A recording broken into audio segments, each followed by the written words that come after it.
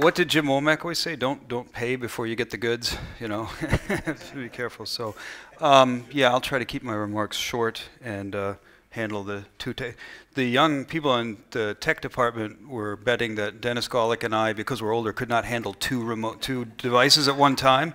We'll see. We'll see. Just kidding. I'll keep the remarks short. I just want to do a kind of a summary. We called it reflection and looking ahead.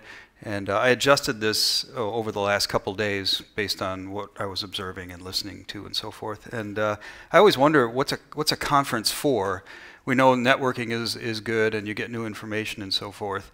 But there are limits to what one can do at a conference, and it's a lot of sitting. I'm looking at people sitting down who've been sitting quite a bit. Yeah. And so maybe, and I'm also aware of the fact that everybody has made a big effort to be here. If we took the effort for all of the people who came to this conference and put it in a can, you could drive for a month, I think, right, with the energy in the can, just to get here and back. So I'm aware of the effort you've made to be here, and I want to thank you for that. This is not my conference, but in the background, Konstantin and I discussed a lot of little things about the conference, and it's pretty exciting to see that Sweden is queued up, and the UK, I think, is you know, in the on-deck circle, something like that. I think the Italians are also thinking about this, so maybe this is a good start. But maybe the purpose of a conference for educators is simply to apply PDCA to ourselves in a way.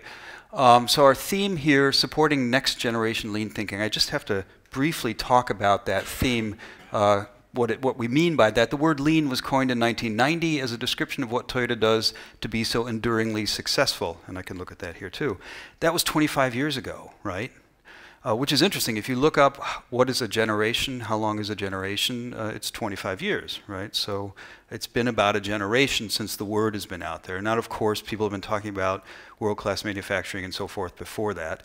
But lean has been around as a word, as a phrase, for 25 years, one generation. Now, during that time, lean was often interpreted as reducing cost and increasing productivity. That's kind of the way we came into it, right? And clearly today we're realizing that Toyota's approach is much more than just cost reduction. I tried to come up with a sentence that describes maybe what we've been talking about over the last 2 days. One could say it's about achieving challenging goals through managers developing and channeling people's scientific creative capability. That's a little bit different than the empowerment ideas we had in the late 20th century, where the idea was, yes, people have a scientific creative capability, we should get out of their way, and you're an empowered team. Today, I think we realize that the creative scientific capability is there in almost every human being, but it takes a certain kind of management to bring it out, to develop it, and to point it in a direction, to channel. That's what I mean by channeling it. You could call this expanded view of lean something like next generation lean thinking or 21st century lean thinking. That was the theme we were thinking of for this conference. And I just want to say, you know, the lean tools and so forth are all still there and very important. We're just talking about perhaps the less visible part of lean, which is a systematic scientific way of thinking and acting. John, what do you call it? Science applied to business? Scientific thinking applied to business.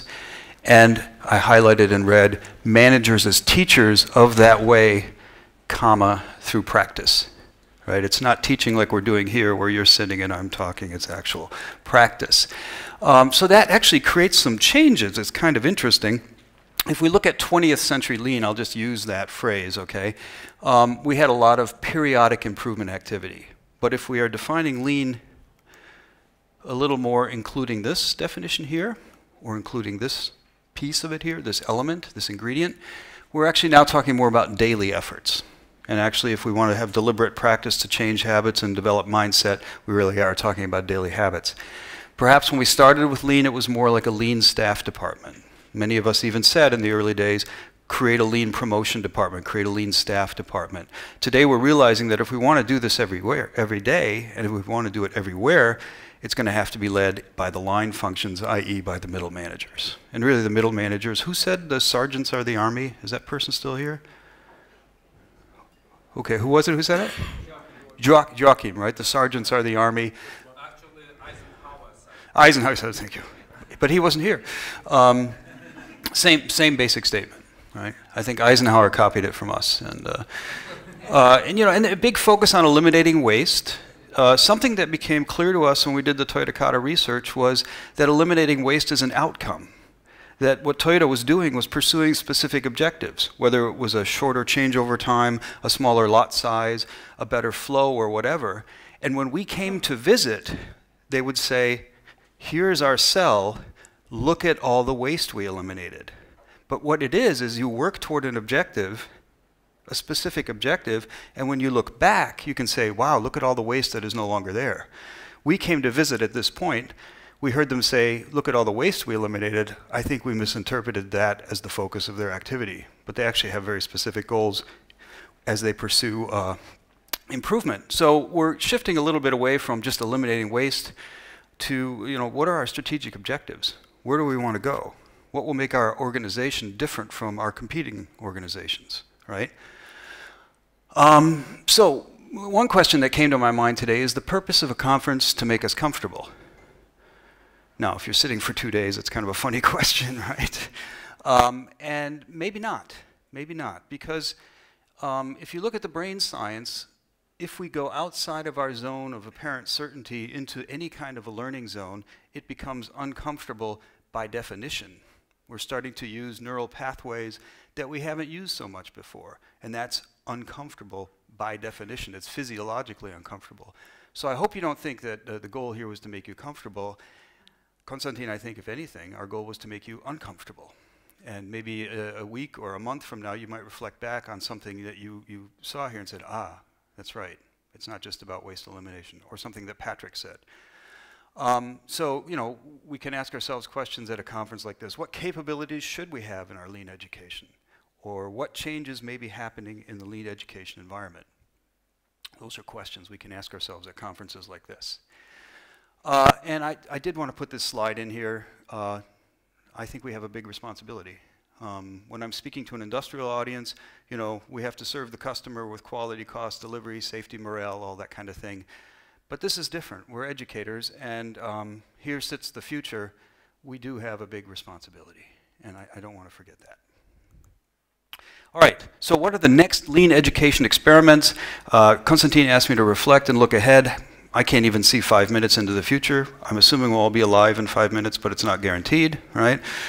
So I said, let's just go 5 years out. What about the next 5 years? Number one, lean is not just about efficiency anymore. And John has mentioned many times to me over the 2 days, Mike, we already know that, and I would be completely happy if that's true. I think there are still a lot of organizations out there, both in business and in consulting, who still talk about it, it's purely efficiency. Now, efficiency and cost reduction can be a valid goal, of course. But if we go in and automatically make that the goal, I'm not sure we're doing the right thing.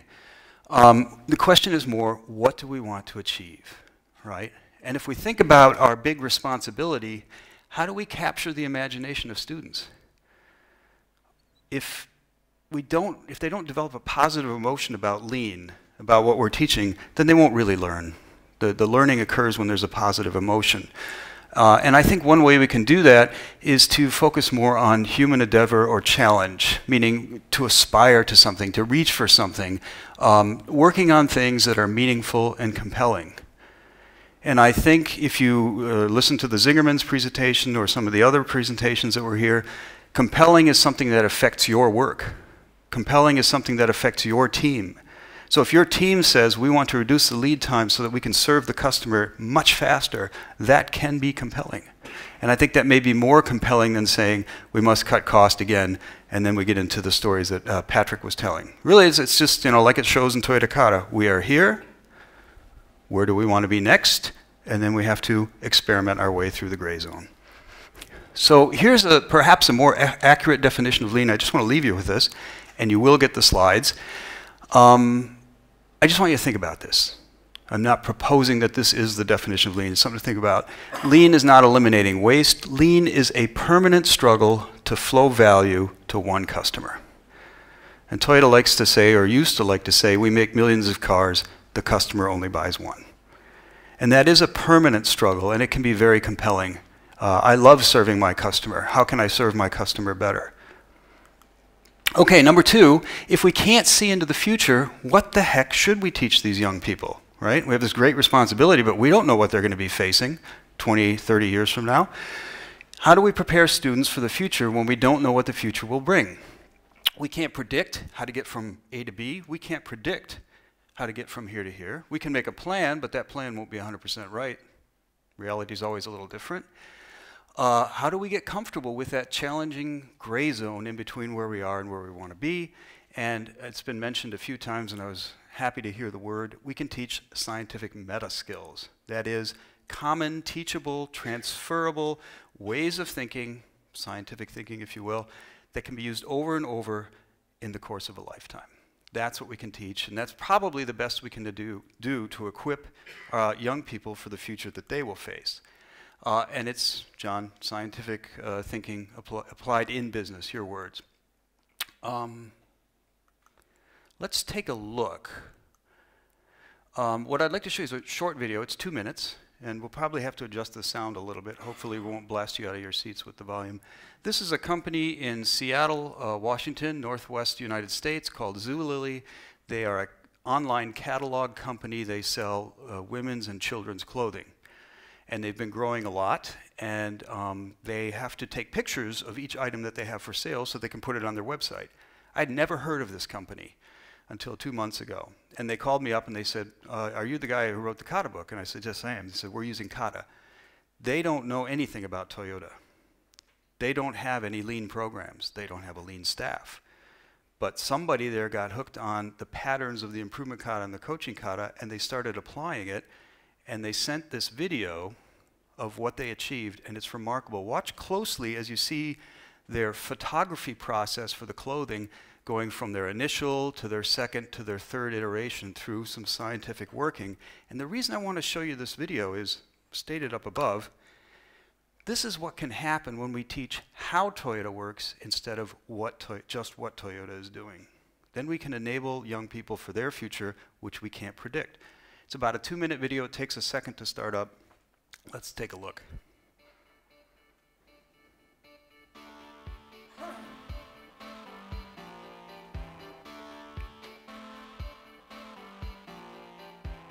Ideally, I'd want the stylist just styling, the photographer just taking pictures. You know, for the stylist to be hanging clothes and unhanging clothes and moving racks around so they can just add value at what they're specialized in. Kata gives you the time and the tools that you need to improve your work.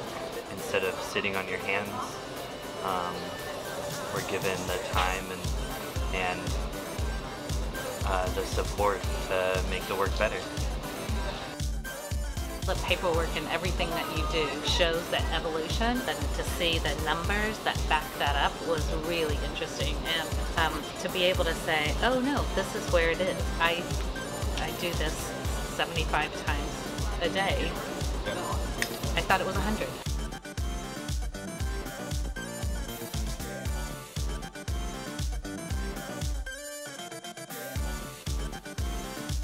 Well, it kind of goes back to just like, who doesn't like to work with Legos or building blocks or Lincoln Logs? Or, I mean, there's a reason, there's very foundational that you can build something from scratch out of nothing, or taking something that's clearly not working and not just reworking it, but almost reinventing it. Because if you look at where some of the stuff has started and where it's ended, you wouldn't even be able to compare it's hard to actually compare the two. They don't even look similar. So that just tells you how much iteration is happening through the process. So it's impressive. Do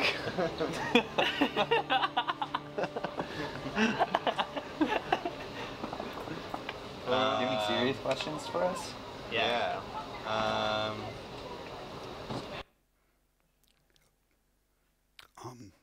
I would never, let's go back one. I would never end a video that way. And it's the perfect ending to the video. So I think the future's in good hands, by the way. We baby boomers maybe just need to get out of the way. So in the video, did you see the flow line? It's incredible. It's a one-piece flow line. We just saw scientists in action, right? Who didn't receive any lean training, who didn't ever see the word Toyota except on the book called Toyota Kata, and look what they did. So there is something we can teach young people even though we don't know what the future will bring. Third and last point, challenge for us as educators, we need to strive, and this came up a lot in the conference, obviously I think we're all thinking about this, we need to strive to teach experientially. This is a picture of Konstantin preparing for the conference here. Actually, it's a picture of any educator, I guess in the company as well as in the university, struggling and doing PDCA. How can we teach this experientially within the confines of the semester, within the confines of a work environment? We had several examples. Tomasz, your presentation, it was one example. How can we do this? And we have to keep struggling, I think. That's the job. It's a significant challenge for university education and university educators, and it will probably require lots of experimentation and adjustment to find ways of teaching experientially within the confines of our educational system and structures. I'm going to skip this. This is about the need to teach experientially. Look, we're still learning a lot about how the brain works, so take this as an input, and 5 years from now maybe we'll think differently again about how the brain works. But this video is the best I've ever found for making the case for teaching experientially. Again, it's 2 minutes long. If we could just roll this one.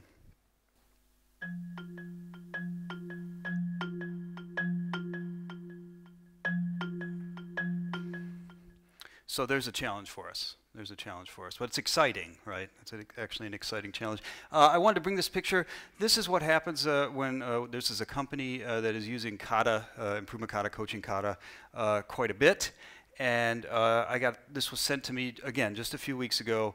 I said, I'm doing it with my children, okay? They're working on laundry, I believe, how to take care of the laundry for the kids. We have a target condition, we have a current condition, there is a list of obstacles. Here we have experiments. The child predicted it would take 20 minutes to do something. It actually took a different amount of time, and his brother is using the 5-question card to ask him the coaching cycle questions. They're turning young scientists practicing. Why not? Why not start earlier when we can still learn things more easily? I have a lot of faith in these guys for future problems, maybe more faith than I have in us right now. So, you know, lots of opportunity. So in sum, how do we, educators, how do we meet these challenges? And here's one way to do it. A way to meet these challenges is to apply scientific thinking ourselves. That is, as educators, as lean educators, let me say lean educators, where do we want to be? What's the direction? What's the challenge that we face? And I just named some of them. Number 2, where are we today with how we're teaching and what we're teaching? Number 3, where do we want to be next? And then you already know what's coming. Number 4, let's start experimenting in that direction. That was the picture of Konstantin going through the mud with the barbed wire up above. And what I'd like to propose is that do this and share the lessons you learn in Sweden next year about this time. All right. We have a few more comments, and maybe we'll see you next year.